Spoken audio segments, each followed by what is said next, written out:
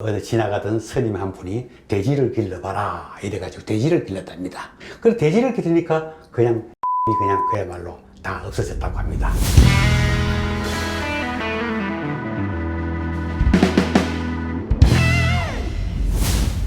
자, 여러분, 혹시 우리나라에서 이제 군 밑에 면이 가잖아요. 그 전국의 지명에서, 그 행정 지명에서 가장 긴 이름이 뭘까요?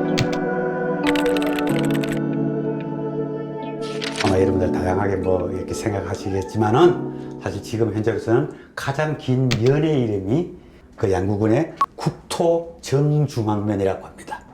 아니, 저런 이름이 있습니다.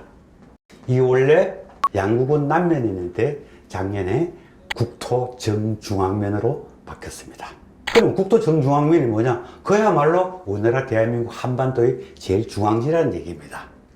자, 그러면은 옛날부터 그 나라에 제일 중앙을 찾는 그런 게 좀 있었습니다. 예컨대 우리나라 신라시대 때 그때 중은 지금이 충주 쪽이죠. 충주 쪽이 이제 중앙이다 이제 이렇게 했는데, 사실 그때도 과연 신라 영토에서 가장 중앙이 어디냐? 자, 그걸 한번 이제 찾았다고 합니다.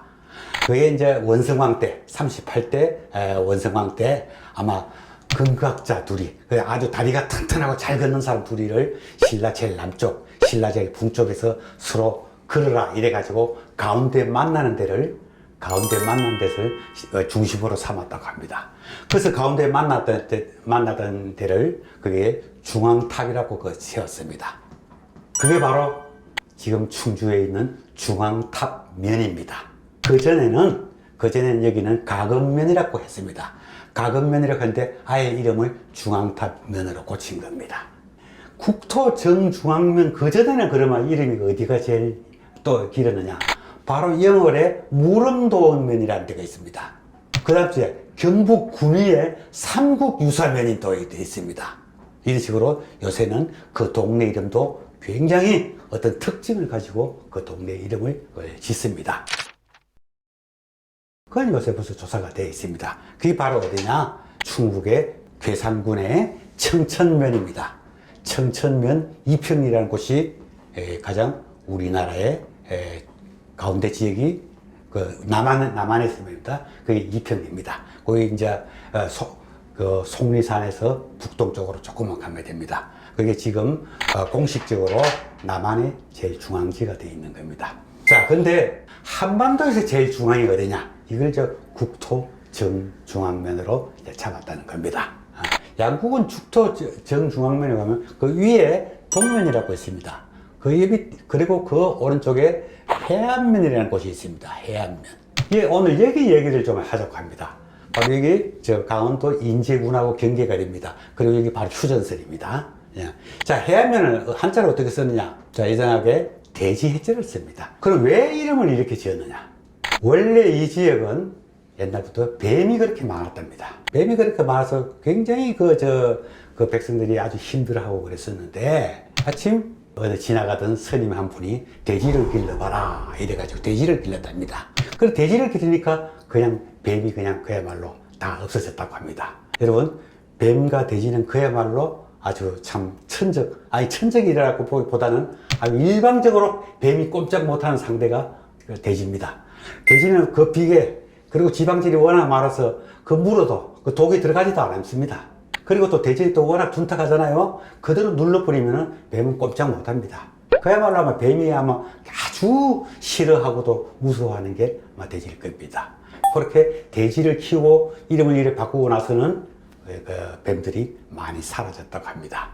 그런데 여기가 바로 한국전쟁 때 아주 격전지가 되는 거죠. 그래서 마침 그때 그 전쟁을 취재하러 온 전군 기자가 그쪽의 위치를 보고는 꼭 화채 그릇, 어떤 과일 이렇게 담는 이렇게 그릇 닮았다. 그래가지고 펀치볼이라고 합니다. 펀치볼이라고 이름을 붙였습니다. 아주 묘한 어떤 분지가 되겠습니다. 자, 그런데 우리가 하나 참 웃기는 게 말이죠. 여기서 또 한 개 오행을 볼 수 있습니다. 사해상충살이라는 것이 있습니다. 사의 상충살이 뭐냐? 상충살이라면서 뭐 그야말로 서로 부딪히는 거죠. 서로 부딪히고 서로 마음이 안 맞고 삐그덕거리는 그런 걸 상충살이라고 합니다. 그 중에 그 6개가 있는데 그 중에 하나가 이 사해입니다. 뱀과 돼지입니다. 뱀과 돼지는 상충한다는 거죠. 상충한다는 거죠. 이것도 사실은 바로 오행에서 바로 볼 수 있습니다. 자, 오행에서 뱀하고 말은 바로 화입니다. 화의 기운입니다. 그 다음 돼지와 쥐는 수의 기운입니다. 물입니다. 그래서 수, 목, 화, 토, 금을 이래 가다 보면은 바로 뭐냐? 이 뱀은 바로 여기 바로 그 저렇게 상극이죠. 상극이 뭡니까? 바로 물의 기운, 해. 돼지한테 꼼짝을 못하는 겁니다. 서로 부딪힌다는 겁니다. 그 참 묘하게 서로 좀 이렇게 대비가 되죠. 아까 얘기했던 거고.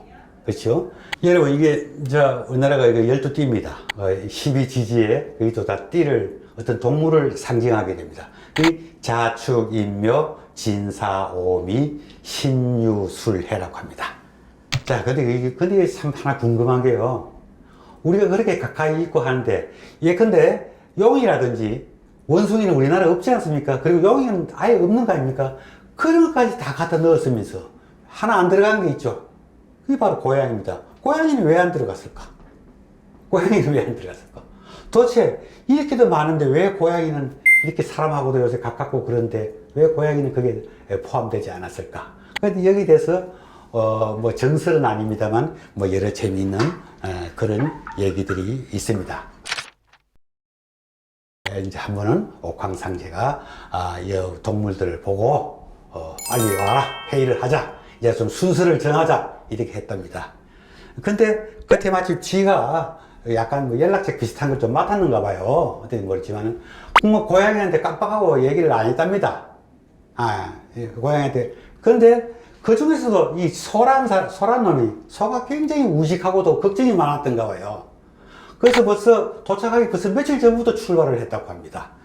근데 또 쥐는 또 워낙 재빠르잖아요. 바로 소등에 올라타고 거기까지 갔다는 겁니다. 그래서 어쨌든 결국에는 제일 먼저 선착순이었다던가 봐요. 제일 먼저 들어가서 이 띠를 정할 때 아주 쥐가 1등이 된 겁니다.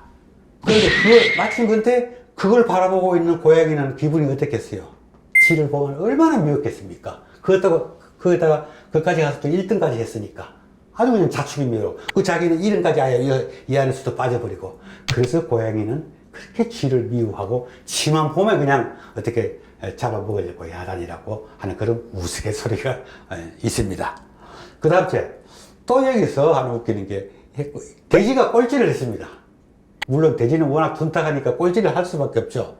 근데 사실은요, 뱀은요 아주 빠른 것 같지만 사실 기어가야 되기 때문에 얼마나 느립니까? 아마 돼지도 그 뱀하고 아마 비슷하게 갈 거라고 생각을 했는지 모르겠습니다. 근데 어찌됐든 간에 저 멀리 사라져 버렸어요. 그래서 돼지도 막 굉장히 그도 뱀 정도는 나하고 좀 비슷하겠지 이렇게 생각했는데 빨리 가버려서 참 되게 미워했을 것 같습니다. 뭐 이거는 뭐 그냥 우스개로 해석입니다. 우리나라는 중국에 일본에서는 이 고양이띠가 아예 없지만은 근데 딱 있는 데가 있습니다. 다 같이 중국의 영향을 받고 우리 동남아 문화권, 동아시아 문화권을 이룩하는 베트남에는요 토끼띠가 없고 그 대신에 바로 고양이입니다. 다른 건 다 비슷합니다. 또 조금 더 다른 점을 든다고 하면은 아마 소 대신에 물소라고 했고, 그러니까 양이 아니라 염소라고 하는데 그건 별로 중요치는 않습니다. 여하튼 없던 고양이가 베트남에는 토끼 대신에 살아 있습니다. 그게 이제 12지가 되는 겁니다.